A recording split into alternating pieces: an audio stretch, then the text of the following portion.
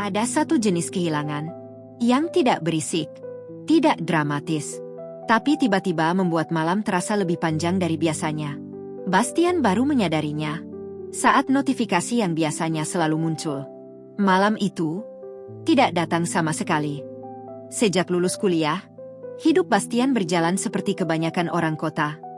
Pagi yang terburu-buru, siang yang padat, dan malam yang seringkali terlalu sunyi untuk dihadapi sendirian. Dan di antara semua itu, ada satu hal yang selalu pasti. Femi, bukan sebagai seseorang yang ia kejar. Bukan juga sebagai seseorang yang ia rindukan secara sadar. Tapi sebagai tempat ia kembali. Setiap malam, setelah semua urusan selesai, Bastian akan membuka chat yang sama.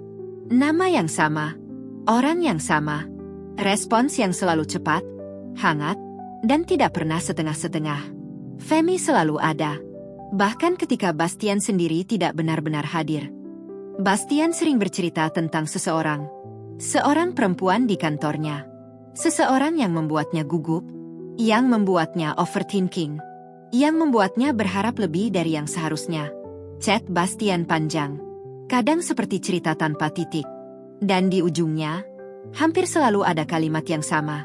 Andai dia ngerti gue kayak lo ngerti gue, Femi selalu membalas. Dengan sabar. Dengan perhatian yang tidak dibuat-buat. Dengan cara memahami yang bahkan tidak pernah diminta. Seolah-olah, perasaan itu tidak menyakitinya sama sekali. Hari-hari berjalan. Chat tetap berlanjut. Tapi perlahan, ada yang berubah. Balasan Femi mulai tidak secepat biasanya. Kadang hanya singkat. Kadang datang setelah berjam-jam. Bastian sempat merasa aneh. Tapi tidak cukup aneh untuk membuatnya bertanya. Karena dalam pikirannya, Femi akan selalu ada. Selalu kembali. Selalu mengerti. Tanpa perlu dicari. Sampai suatu malam, Bastian duduk di kamar, lampu redup, ponsel di tangan. Seperti biasa, ia mengetik panjang. Tentang perempuan itu lagi. Tentang bagaimana hari ini ia mencoba mengajak bicara, tapi gagal. Tentang bagaimana ia merasa tidak cukup. Pesan itu dikirim. 1 menit, 2 menit, 10 menit. Tidak ada balasan. Bastian menatap layar. Menghela napas kecil. Mungkin lagi sibuk, pikirnya. Ia menunggu. 1 jam, 2 jam. Masih tidak ada. Malam terasa benar-benar sepi.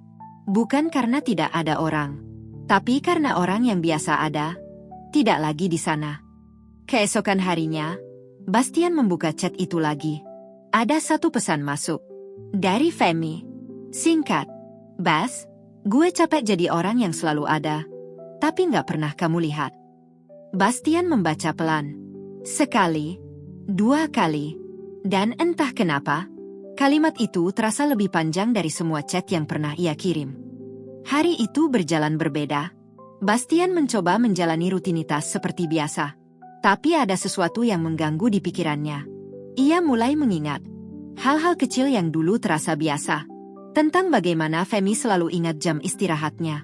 Tentang bagaimana Femi tahu kapan ia sedang tidak baik-baik saja, bahkan tanpa ia cerita. Tentang bagaimana setiap cerita yang ia kirim selalu dibaca dengan utuh. Dan yang paling aneh, tentang bagaimana semua itu tidak pernah ia anggap sebagai sesuatu yang berarti. Karena terlalu terbiasa. Karena terlalu mudah didapat.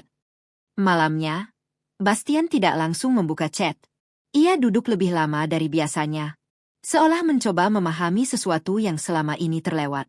Bukan tentang perempuan yang ia kejar, tapi tentang seseorang yang diam-diam selalu tinggal. Akhirnya, ia mengetik. Tidak panjang seperti biasanya. Fem, gue baru sadar. Mungkin selama ini gue nggak pernah benar-benar lihat lo. Ia berhenti, menghapus beberapa kata, lalu mengetik lagi. Bukan karena lo nggak penting, tapi karena gue terlalu sibuk ngejar yang nggak pasti. Pesan itu terkirim, tidak langsung dibalas. Dan kali ini, Bastian mengerti rasanya menunggu tanpa kepastian. Beberapa waktu berlalu sebelum Femi membalas. Tidak marah. Tidak dingin, tapi juga tidak sehangat dulu. Gue nggak pergi. Bas. Gue cuma berhenti jadi tempat yang lo datengin, tanpa pernah lo tuju. Bastian membaca dalam diam. Tidak ada yang bisa ia bantah. Karena semuanya benar. Mereka tidak langsung kembali seperti dulu. Tidak ada chat panjang setiap malam. Tidak ada cerita tanpa jeda. Tapi perlahan, ada sesuatu yang berubah. Bastian mulai belajar mendengar, bukan hanya bercerita. Mulai bertanya, bukan hanya berharap dipahami. Mulai melihat, bukan hanya merasa dilihat.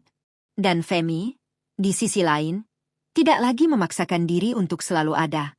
Ia tetap hadir. Tapi kali ini, dengan batas yang lebih jujur. Hubungan mereka tidak tiba-tiba menjadi kisah cinta. Tidak ada pengakuan besar.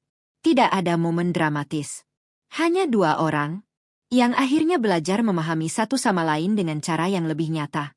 Karena kadang, yang paling menyakitkan bukanlah ditolak, tapi menyadari bahwa selama ini ada seseorang yang selalu memilih kita. Sementara kita tidak pernah benar-benar melihatnya. Dan mungkin, tidak semua yang sempat terasa, tidak terlihat, harus benar-benar hilang.